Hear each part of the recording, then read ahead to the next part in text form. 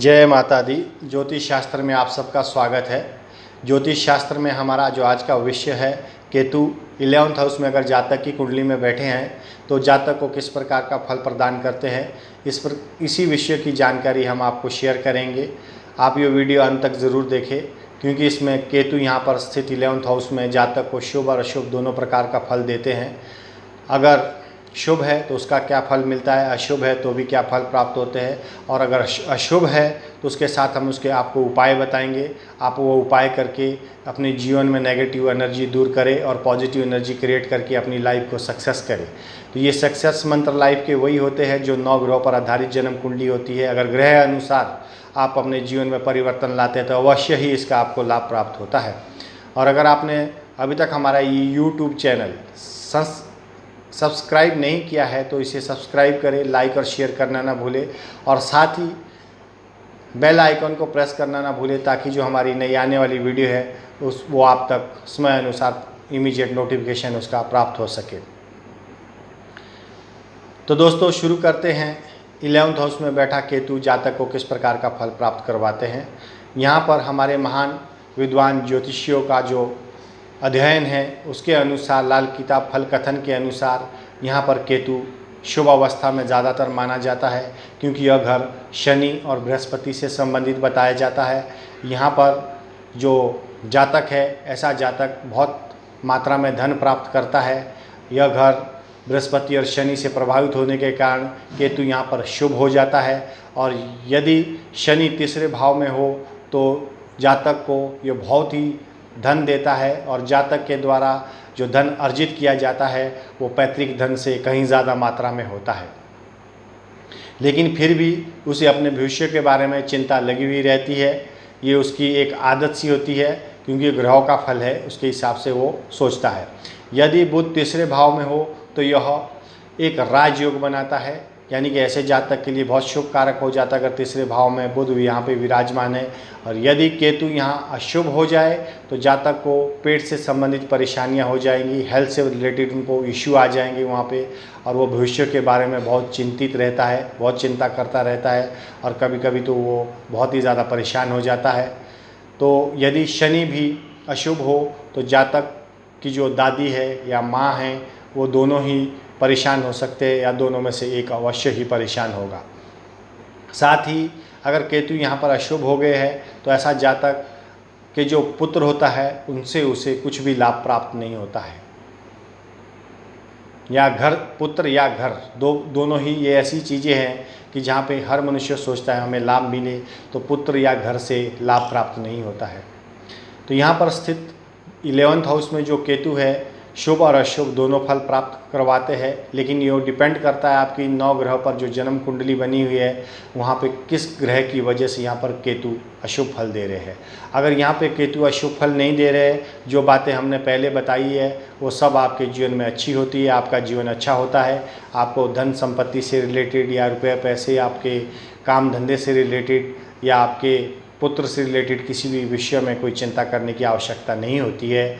लेकिन जिस जातक का यहाँ पर केतु खराब हो जाता है, ऐसे जातक को लाल किताब के अनुसार जो केतु के 11वें भाव का फल है, उसके जो उपाय है वो अवश्य ही जीवन काल में उन्हें अपनाने चाहिए, ताकि उनके जीवन में जितनी भी नेगेटिव एनर्जी है वो दूर हो और पॉजिटिव एनर्जी क्रिएट हो सके।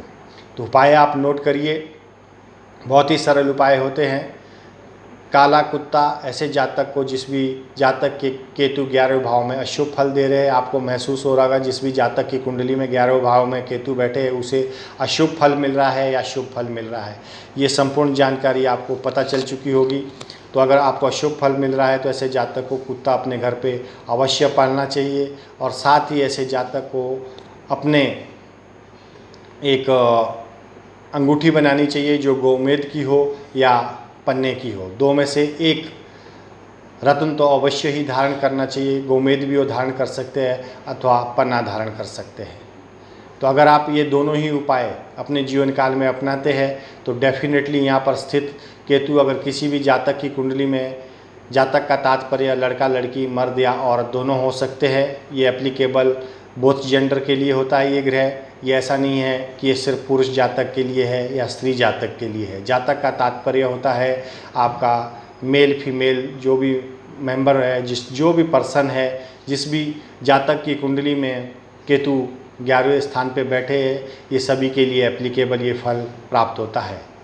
अगर आप भी संपूर्ण कुंडली की जानकारी चाहते हैं, 9 ग्रहों पर जो आधारित हमारी जन्म कुंडली होती है, तो यहाँ पर आपको हमें संपर्क करना है। आप नीचे डिस्क्रिप्शन में जाएंगे तो वहाँ पर हमारा नंबर, आपको व्हाट्सअप नंबर, मोबाइल नंबर प्राप्त होगा, जिसके माध्यम से आप हमें कॉल कर सकते हैं, व्हाट्सअप भेज सकते हैं और संपूर्ण कुंडली की जानकारी आपके समक्ष आपको प्राप्त हो जाएगी, जिसके लिए आपको date of birth, birth time और बर्थ प्लेस, ये 3 चीज़ें भेजनी होती है।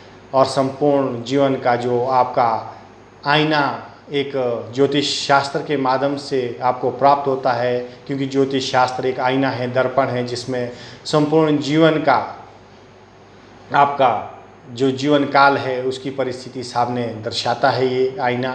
तो आप भी चाहते हैं कि आपके किसी मित्र या आपके घर परिवार में व्यापार हो, आपकी नौकरी हो या आपकी संतान हो, उनसे संबंधित स्वास्थ्य और लिखाई पढ़ाई हो, या किसी भी प्रकार की आप उलझन में फंस गए हो, कोर्ट कचहरी मुकदमा हो या शत्रु बन चुके हो, कोई डीलिंग में अटक गए हो, किसी भी प्रकार का आपका लाइफ में अगर कहीं अनबन हो गई है, आपके रिश्तों में खटास आ रही है, पति पत्नी के रिश्तों में खटास आ रही है, किसी भी प्रकार की दुविधा में अगर आप अटके हो, तो ऐसी स्थिति में हमारा जो सुझाव है, हमेशा ऐसे जातक को जन्म कुंडली पर 100% ट्रस्ट रखना चाहिए और अच्छे ज्योतिषाचार्य से संपर्क करके अपने संपूर्ण जीवन की जानकारी प्राप्त करें और साथ में उसके उपाय भी प्राप्त करें, क्योंकि उसके माध्यम से आपके जो जीवन में मार्गदर्शन होगा वो बहुत उत्तम होगा। आप धीरे धीरे जो भी जितने सारे प्रॉब्लम लाइफ में होंगे वो सब कम होते जाते हैं।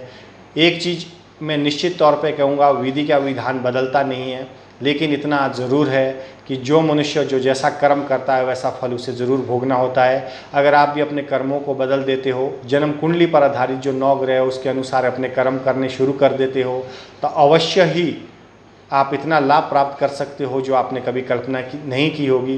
क्योंकि कमाता तो हर कोई है जीवन में, खाता भी हर कोई है जीवन में, लेकिन क्या उसे सेल्फ सेटिस्फेक्शन होता है, या खुद का आत्म स्वाभिमान जो उसको मिलना चाहिए वो क्या मिलता है, सम्मान मिलता है क्या? तो ये स्वयं आप विचार करें कि आपको मन की सुख की जो शांति होती है, क्या उसे आप प्राप्त कर रहे हैं? अगर आपको ये सब चीज़ें नहीं मिल रही है, कोई भी चीज़ में कहीं ना कहीं कमी लगी हुई है, क्योंकि ये मनुष्य मात्र जीवन कहीं ना कहीं तो कमी महसूस करवाता ही है, तो आपको अवश्य ही एक अच्छे ज्योतिषाचार्य से संपर्क करके अपने जीवन के संपूर्ण आपके जो रिश्ते नाते हैं, यार दोस्त है, आपका प्रेम भाव है, आपका पति पत्नी का जो भाव है, आपके पुत्र संबंधी या पुत्री संबंधी कोई भी जानकारी है, आप अवश्य प्राप्त करें और उससे आप अपना लाभ उठाएं। तो आशा करता हूँ मेरा ये वीडियो आपको पसंद आया होगा। इसे शेयर और लाइक करना ना भूलें, और साथ ही हमारे चैनल को एक बार फिर कहता हूँ सब्सक्राइब करना ना भूलें।